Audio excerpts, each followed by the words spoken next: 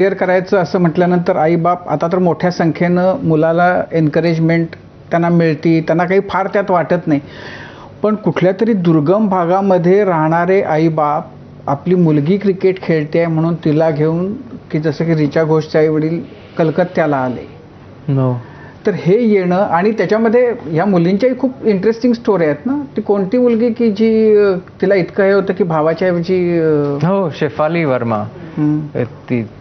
तिचा भाऊ क्रिकेट खेळायला जाणार होता, पण तो मला असं वाटतं आजारी होता त्या दिवशी, म्हणून तिचे वडिलांनी सांगितलं की तो नाही जाणार.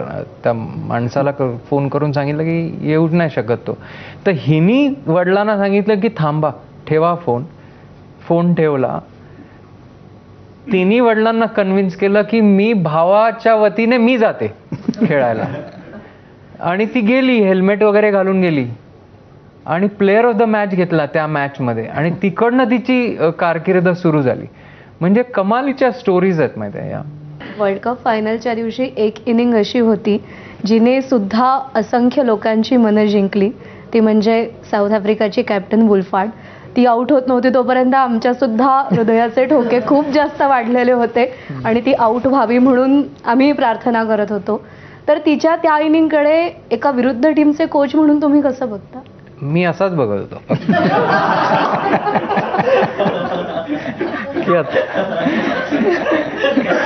की आता ही आऊट होणार का नाही, ही वर्ल्ड कप सोडणार आहे की नाही.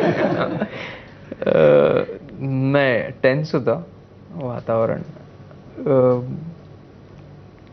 पण एक गोष्ट होती की मेसेज एक गेलेला की 100 नंतर ही देणार एक चान्स. कारण ऑलवेज